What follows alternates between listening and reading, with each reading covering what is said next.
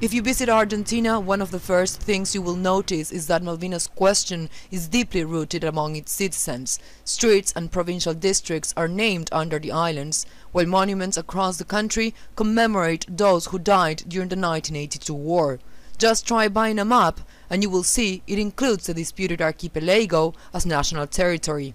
Probably this is the best way to describe how Argentinians feel about one of the most sensitive issues of their history, but also the best way British war veteran James Garth Richards chose to say Malvinas are Argentine. When asked about the sovereignty dispute during a meeting organized by local war veterans in the southern province of Santa Cruz, he exhibited a cap with a Malvinas brooch in light blue and white, the colors of the Argentine flag.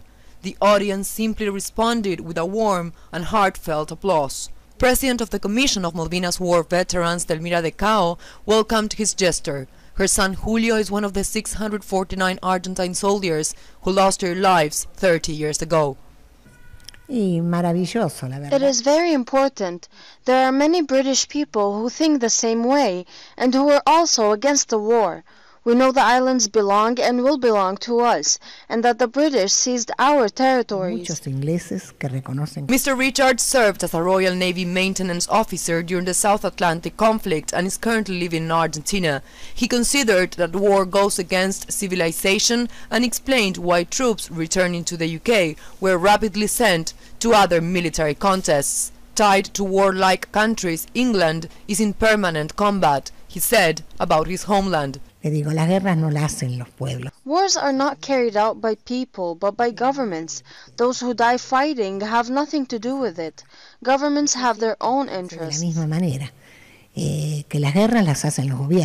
Invasion of Malvinas was led by Argentina's ruling military dictatorship, a brutal regime in decline that had already persecuted, kidnapped and murdered 30,000 of its own people.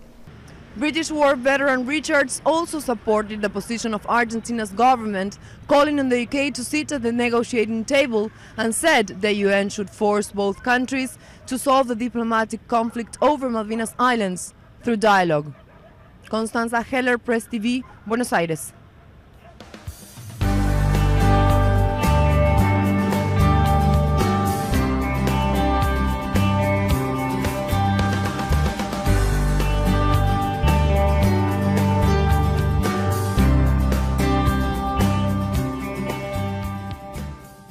Do you have a story that simply screams to be told? Maybe it's about social injustice and inhumanity. It could be about the most gorgeous place most people have never seen. A city that teems with vibrant, pulse-pounding life. Or even a local hero that you'd like to honour for his good deeds. Whatever your story happens to be, Jerry Nelson can tell it for you in stirring words and stunning photography. Jerry is a freelance photojournalist, one of only a handful currently working in South America. Now, as a freelance photojournalist, he puts words and pictures together to tell stories that go much deeper than words or pictures alone could ever do. He's travelled the globe in search of these stories, stories that really make a difference. And he's seen things that few others will ever experience.